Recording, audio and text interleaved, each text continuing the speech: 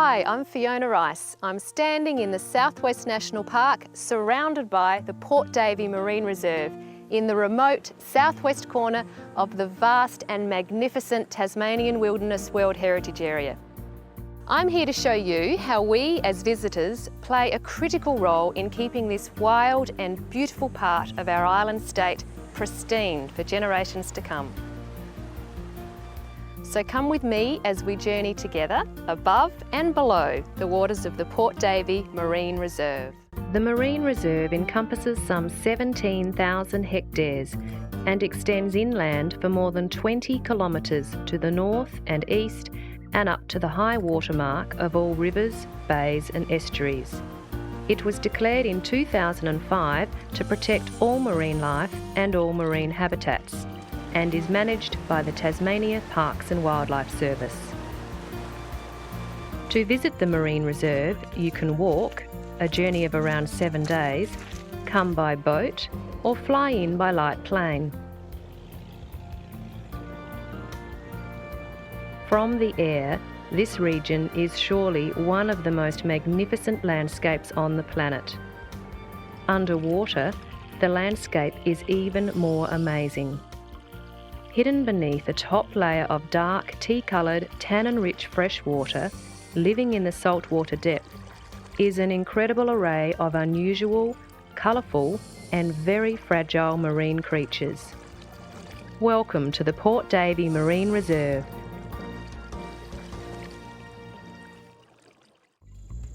Most visitors, around 4,000 to 5,000 each year, arrive by light plane.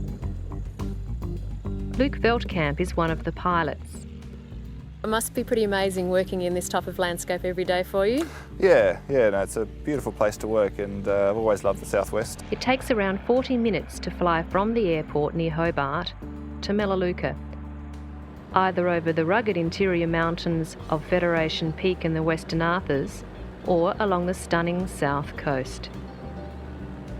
Many of Luke's passengers are South Coast track walkers, who either begin or end their one-way walk with a flight, or day visitors on a scenic flight who often take the opportunity to combine their flight with a boat tour out onto the Marine Reserve.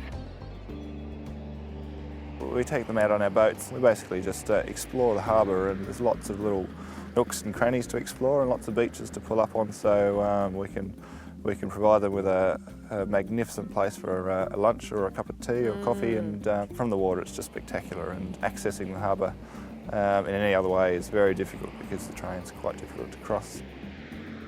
It also makes the Marine Reserve quite special in that you can only really get to it by boat to explore it. It really adds to the beauty of the place being so remote and hard to access. The best way to get a sense of the scale of the Marine Reserve is to see it from the air. I reckon we could go for a fly. It's beautifully calm, so let's go. Sounds perfect. We begin by flying south to Cox Bight. You'll pick up the thin white line of the South Coast track, snaking its way across the button grass. Cox Bight is a place of great significance for Aboriginal people, for it is where many of their creation stories have their origin. It's amazing to think that for 35,000 years people have existed in this landscape before us. I'm sure there's a lot more that we don't know that we'll probably never know. Further west, after rounding the spectacularly windswept, rugged southwest cape, we sight the huge shell middens of the Ninuni and Nidwani Aboriginal people. When Europeans arrived in the early 1800s, there were several hundred Aborigines living in this region in coastal huts built from bark and tea tree.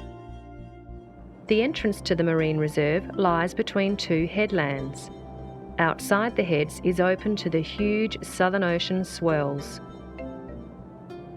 So this is where a lot of yachtsmen and fishermen can breathe a sigh of relief as they're entering the safety of the harbour. The Marine Reserve continues northward up the Davey River, which shares the same catchment as the Gordon and Franklin rivers. In the early 1800s, piners came here to seek the prized Huon pine for boat building. There's up to about 250 people here at one point, which was quite a bustling community. They actually built the boats down here. It's a difficult place to live, but certainly a bygone history. Now the wilderness has really reclaimed the area, and if you didn't know what you're looking for, you've probably never seen it as evidence around. A long, narrow island, appropriately named the Breakseas, shelters the eastern part of the reserve, the interior and more protected Bathurst Channel and Bathurst Harbour. Inside the Breakseas, at the entrance to Bathurst Channel, lies Bramble Cove. Today it's a popular sheltered anchorage. 200 years ago, it was a busy whaling settlement. So there's a little cave on the far side of Bramble Cove where they put the whale oil to store it away from the heat of the sun. Flying up the narrow Bathurst Channel, the jewel of the Marine Reserve, it's hard to believe that beneath these dark waters lie the most precious marine species in the entire reserve. Perhaps the most breathtaking of all is flying past glorious Mount Rugby at the entrance to Bathurst Harbour. Rising to almost 800 metres, Mount Rugby is the highest of the peaks surrounding the Marine Reserve. On a day like today, slithers of sea foam play around its mirror reflections. This is Bathurst Harbour. The distance from the ocean makes it nice and calm. It's very well protected and a beautiful, large expanse of water. It's hard to imagine a place this big and beautiful could escape development. The entire Marine Reserve is 3 times the size of Sydney Harbour. So this would be the North Inlet, and this is one of the few areas where they've had no motorised boating. The water's very shallow here, and also to protect the breeding habitat of the black swans down there on Black Swan Island. On our return to Melaleuca, we fly over Clayton's Corner, where Wynne and Clyde Clayton once lived. Clayton's Corner, which is a popular anchorage, as you can see. There's 5 boats in there already and 3 more to come. Clyde was the only resident fisherman in the area. Since their retirement, the house has become an open home, maintained by the Friends of Clayton's and used by fishermen as a shelter from bad weather. The most legendary family of all to live down here, however, is the King family, who are responsible for us being able to do what we are doing. In the early 1970s, the late Denny King single-handedly built the Melaleuca airstrip from the local quartzite gravel to enable quicker access to Hobart for his family. The Kings ran a small alluvial tin mining operation in Melaleuca, which started in the 1930s. The Wilson family also tin mined here. These days, the tin mining has all but ceased. However, the airstrip has allowed ongoing easy access to this remote part of the state.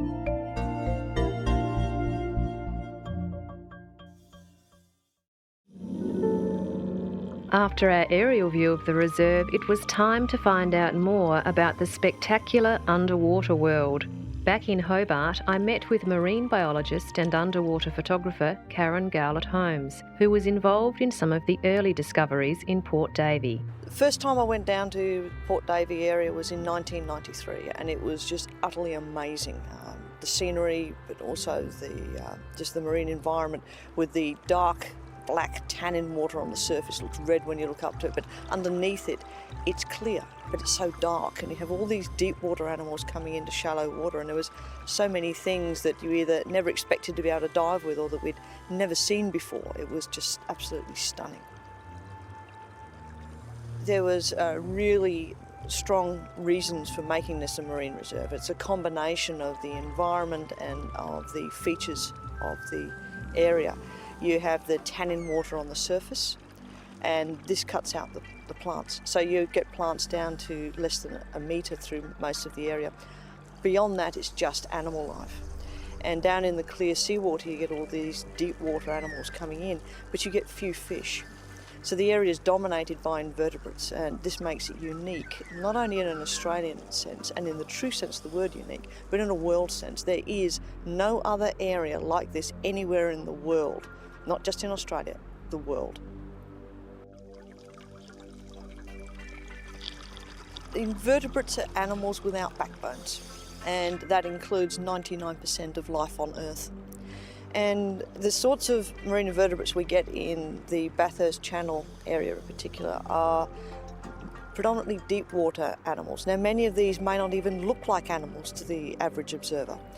A lot of them are fixed, they don't move around very much. Some of them are colonies. Many of them are very, very delicate, and they have some interesting names, things like bryozoans and zoanthids, jewel anemones, sea whips, all of these sorts of things. These are all animals. And to be able to actually dive with these and see them as they live is wonderful. Many of them are very vulnerable to disturbance. So we have to be very careful about this environment because it is so unique that we don't damage it. There are a number of different marine environments and they vary of where you are in the reserve. Firstly, if you're coming, for example, out of Melaleuca Channel, the first thing you'll get to is the Bathurst Harbour itself. Now, this is the area with the deepest tannin layer. It has the most fresh water that's draining into it. So you end up with the red tannin layer down to within a metre of the bottom. Because of this, you get very, very few plants. You get a little bit of Neptune's necklace and a bit of seagrass and very, very shallow water. Beyond that, there's no plants. Most of the harbour is a mud bottom, and although there's a lot of life in the bottom, a lot of worms and cockles and things like this, there's not a huge diversity.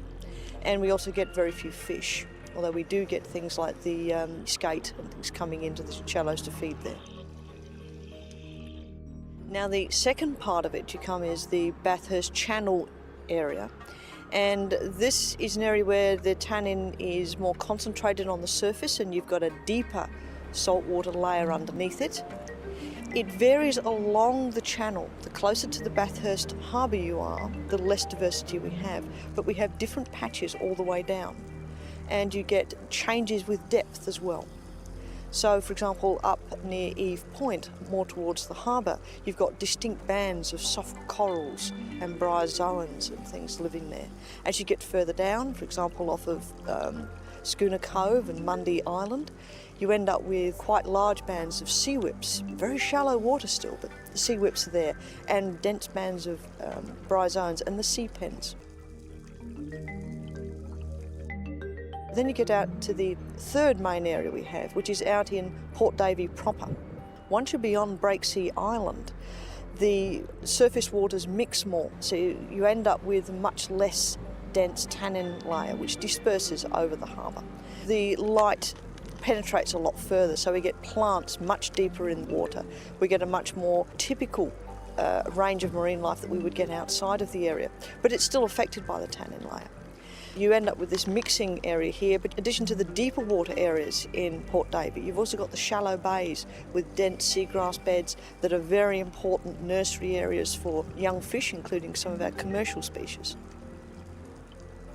It's a very interesting situation. Normally in an estuary, the nutrient levels are very high. What we have that's occurring down here, and what is so unique, is the fact that the water that is draining in is going through very nutrient-poor soils.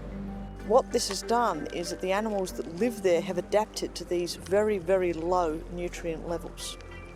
And the nutrient levels we encounter there are similar to what we get in the very deep sea. One of the things we have to be very, very careful of in this environment is that we don't introduce extra nutrients. Now, this can be discharging wastewater. It can be mixing the surface water with the layer underneath. If any of this happens, the nutrient levels can be raised in this lower water, and this will allow different animals to become established, and this can be a very, very major threat to the species that currently live there. We've been very lucky so far. Firstly, it is a very remote area and very difficult to get to. And in the past, its pure isolation has actually protected it, particularly from a lot of human impact pollution.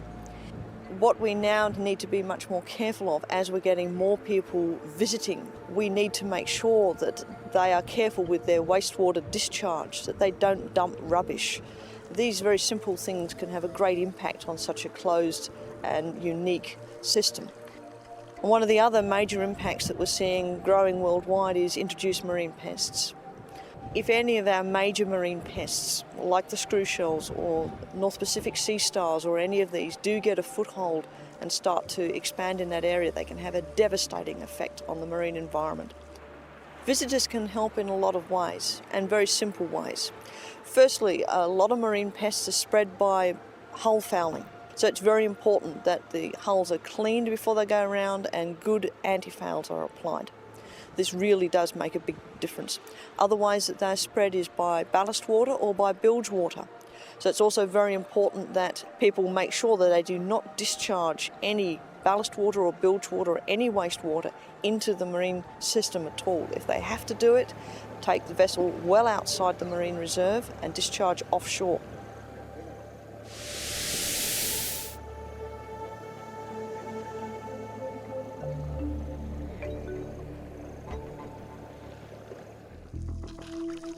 Clearly, Bathurst Channel is the most sensitive part of the Marine Reserve, and as far as scuba diving is concerned, it's also the jewel. I caught up with dive instructor Mick Barron at the Hobart waterfront and asked him why. Mick, what's so unusual about the creatures we find living in Bathurst Channel, and why do we find them there? Well, the Bathurst Channel, because of that dark surface layer, has these strange animals that generally occur in much deeper water. Sea whips, sea pens, soft corals, all these things that are generally beyond the realm of the average scuba diver are available in less than 10 metres of water. Many of these are new species to science, being discovered on a regular basis. Diving in Bathurst Channel is extremely difficult and only for very experienced divers. It's like diving at night, all the time. You have no reference. You sink slowly into 10 metres of water. You do not know where you are until you hit the bottom. It's subject to strong currents. Buoyancy control is absolutely paramount. Mick, how easily can these marine invertebrates be damaged, and what do divers do to avoid that? The sea whips, the sea pens are very, very fragile, easily damaged. So therefore anchors and anchor chains are very destructive and should never be dropped in these places. But the diver himself must be very careful. He must have all his gear tightly attached to him, no dangling gauges, no torches dragging across the bottom, etc. The code of conduct on the Marine Reserve map explains these things, and they must be strictly adhered to. In Bathurst Channel, there are also 3 reference areas where diving and anchoring are not allowed. These areas protect a representative sample of the marine communities in Bathurst Channel. They're alongside popular dive locations to enable a comparison between dive and no-dive areas to determine our impacts. If you are an experienced scuba diver and you'd like to dive in this marine reserve, the Parks and Wildlife Service prefer that you dive with one of their licensed commercial dive companies. These people are familiar with the area and its risks.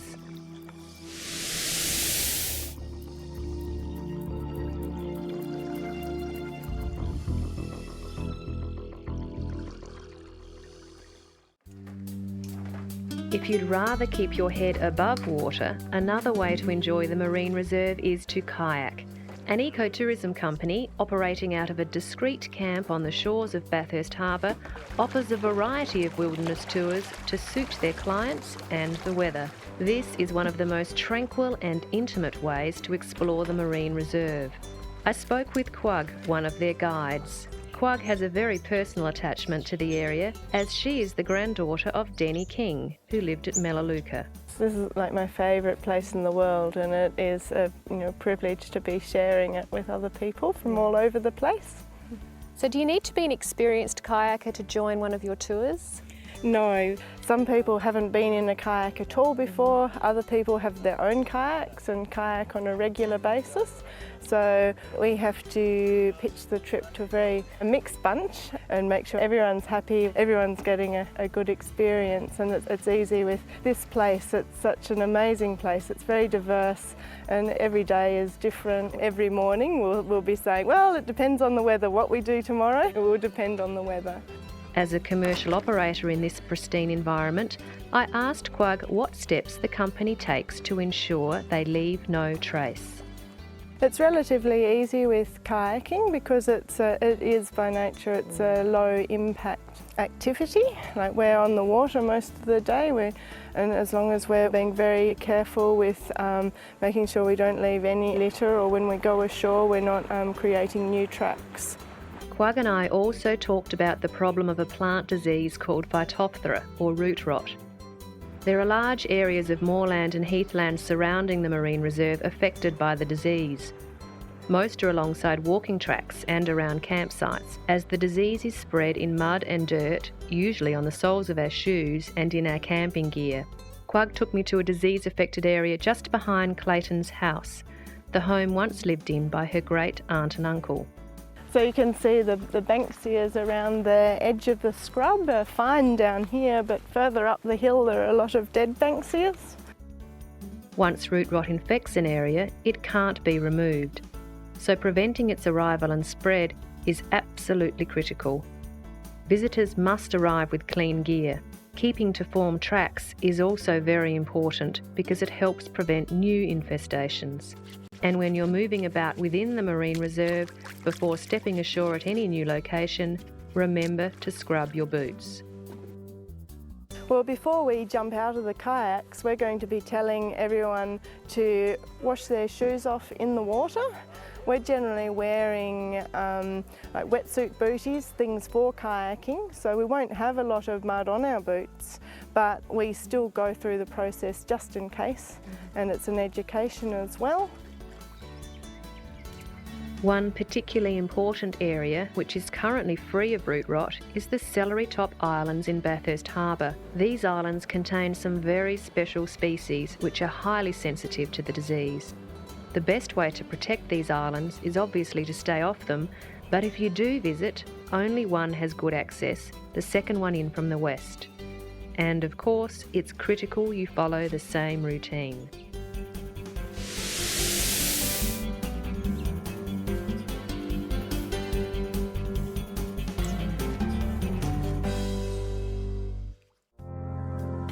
Port Davey has been described as the ultimate destination for yachties. It's easy to see why. Usually you might only find a few yachts here enjoying the serenity, but every 2 years a fleet of around 40 arrive as part of the Van Diemen's Land circumnavigation cruise. By the time the fleet reaches Port Davey, they're in the final week of their month-long cruise. I met up with Graham Deneen, the cruise commodore, at Clayton's Corner on the shores of Bathurst Harbour. I think we're really privileged to be here at any time, let alone on a day like today. This is the 9th cruise. It's held biannually, and it's probably the only event of its kind that's held in the world. You know, it's such a pristine area and it's got so many lovely nooks and crannies. It really is a unique place. The cruise participants have a long list of safety conditions and are also aware of the various principles to ensure they leave no trace. Planning to come to a pristine wilderness area like this, we as the organisers, we've got a responsibility for future generations to make sure everybody's aware of the requirements of managing a wilderness area like this and leaving with only leaving our footprints. Graham took me through the various references needed to navigate the waters of the Marine Reserve, which include the Marine Chart, the Tasmanian Anchorage Guide, and the Parks and Wildlife Marine Reserve Map and Visitors Guide. The Marine Reserve Map includes a boating code of conduct, which aims to keep boaties safe and protect the fragile marine life. Marine Reserve Guide that gives us very good information about the fragility of the environment and what we need to do to make sure that we don't intrude on the environment. The Anchorage Guide describes which anchorages suit the weather and wind direction. Southwest Tasmania is notorious for its quickly changing weather. There have been 5 wrecks recorded inside the Marine Reserve caused by anchors dragging during storms. And you always need to have an escape plan to another anchorage. But fortunately, Port Davey has some really good sheltered anchorages. In Australia, to protect our marine life, it's illegal to discharge sewage and grey water into a marine reserve. This is particularly important in the waters of Bathurst Channel and Bathurst Harbour, which have exceptionally low nutrients. Any increase can kill the fragile marine invertebrates. But storing waste is a problem for many boat owners, particularly with older boats. And sometimes in stormy weather, it's not safe for a boat to leave the marine reserve to discharge their tank waste out at sea. In these instances, Parks and Wildlife recommend emptying tanks beyond the Breaksea Islands, where tidal movement can quickly dilute the nutrients. Most of the new boats that are coming to Tasmania or being manufactured in Tasmania at the moment are fitted with holding tanks, and so they can retain their waste and discharge it at sea after they leave the area. So that's a real positive, and over time we'll have a higher percentage that come and visit this pristine area fitted with holding tanks.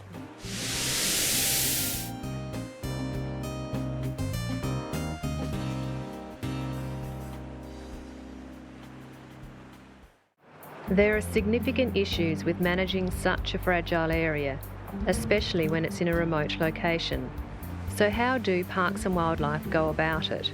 I spoke with Mike Garner, Senior Ranger for the Southwest National Park, which includes this marine reserve. Incredibly complex. We've got the isolation of the area. It's an expensive area to bring gear and people into, and because we've got no road access, we've all got to come by air or by sea. We're on the southwest corner of Tassie, so we get all the roaring 40 weather issues. So you can plan lots of things and then the weather can turn poor or bad, and that can just throw your whole works program out. You've got to be pretty independent. If you've forgotten something, it's too bad. You've got to work around it. It's a difficult area to manage and it's expensive. There are no permanent staff on site at Melaleuca. Rangers are flown in for 10-day shifts along with any equipment they need. They stay in a basic hut equipped with solar and wind power to run their radio communications and lighting. Most maintenance occurs in the summer months. Equipment is flown in by light plane, with some heavier items like water tanks and gas cylinders brought in by helicopter or by a hired fishing boat with the items craned ashore. So Mike, there's no vehicles, there's no roads, so when you have to go out and do work out on the marine reserve, how does it happen? It happens by boat. We have a little aluminium dinghy down here that we use, which is fine for sheltered waters, but no roads, so it's all water or walking. The marine reserve also includes a habitat protection zone and a sanctuary zone. The habitat protection zone is a restricted take area, which means you can line fish and use a cray pot. The sanctuary zone, however, is a no-take area where all marine life is fully protected.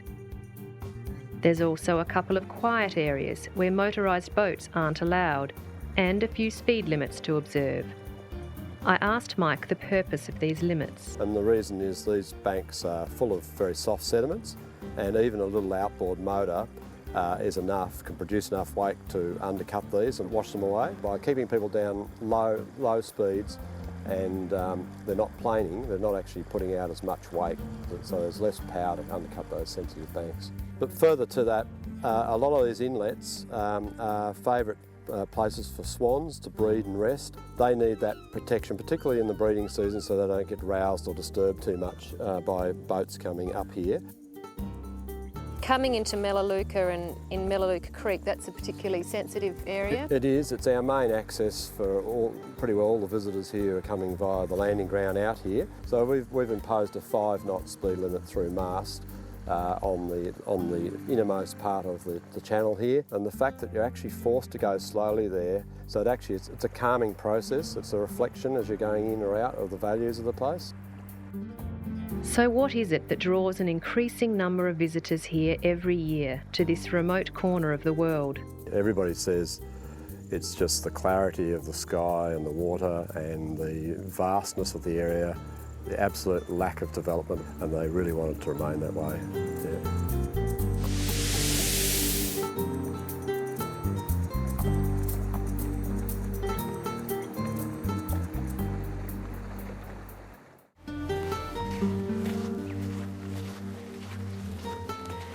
We need marine reserves for the same reasons we need national parks on land, to conserve our plants, animals and landforms for future generations.